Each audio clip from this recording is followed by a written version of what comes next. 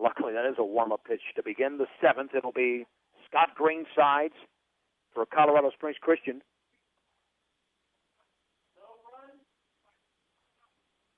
Okay, no run, so it's 8-5, and that makes sense. That makes more sense. So it's a Maltos is out. Grauberger does not score. So the Beet Diggers have a 3-run lead. They strand one there. Hopefully that will not cost Brush.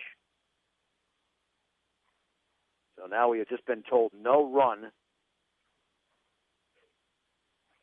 Boy, Cameron McCormick delivered 33 pitches in that inning. So it's just an out. Here we go. Scott Greensides to lead off the seventh. The Beet Diggers have an 8-5 lead, 3 outs away from the state tournament. Wind and pitch, swing, and a tapper foul. Greensides has struck out twice and doubled. Well, bad break for Maltos, but I guess he was running so fast that he didn't really watch out what he was doing on the base pass. The pitch, curveball swung on and missed.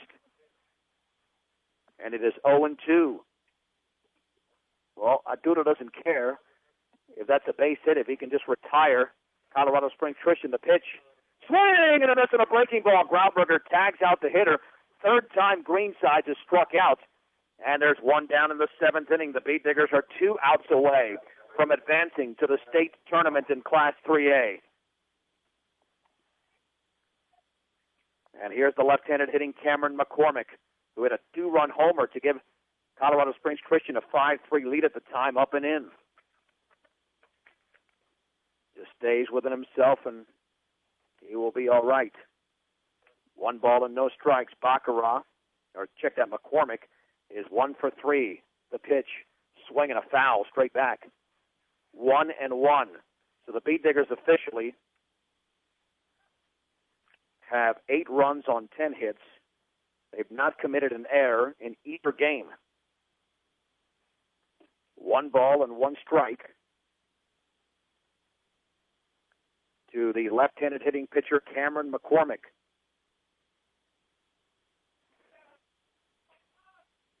Maltos just settling in. Rockies on deck coming up at 5:30.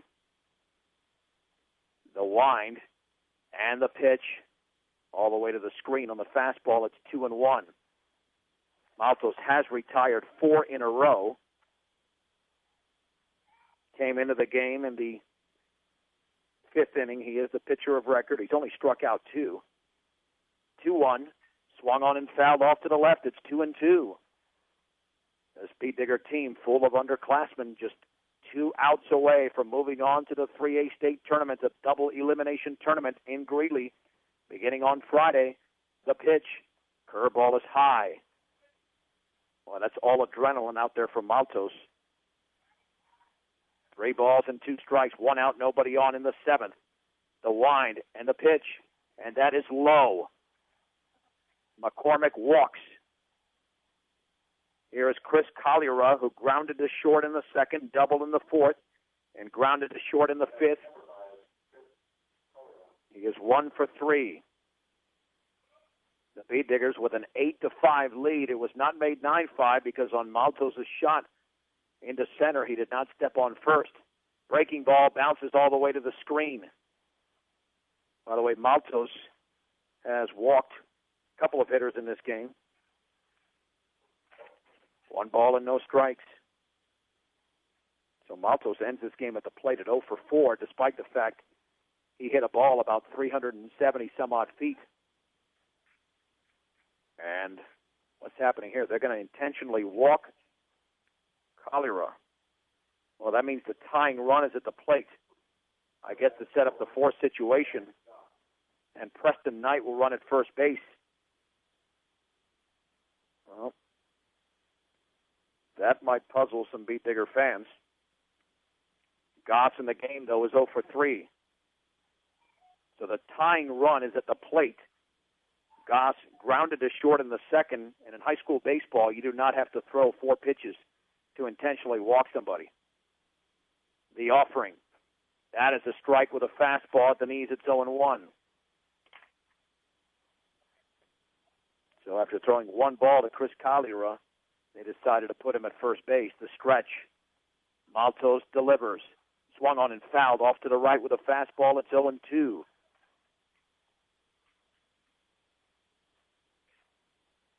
John Riddlebarger would be on deck, but it looks like they've got Michael Hodges getting ready to hit for him. Maltos stretches. And the 0-2. That is a called strike three with a fastball down the middle, thigh high. There's two down in the top of the seventh inning. The Beat Diggers leading 8-5. And here is Michael Hodges, the last chance for Colorado Springs Christian. Strikeout number 3 in the game for Arturo Maltos. He's got 12 on the day. The first at bat here for Hodges. The Beat Diggers have a force at any base. At second is McCormick. At first is Knight. The home plate umpire has documented the change, with Riddlebarger being pinch hit for by Michael Hodges. Maltos looks in, the stretch, and the pitch. Fastball is up and in. Paul Miles is on deck. Maltos looks back, and the 1-0. Swing and a miss and a fastball. The count is level at 1-1. 1 ball, 1 strike, 2 down, 2 on. The pitch. Boy, overthrew that one. Backhanded by Grauberger. Ball 2, strike 1.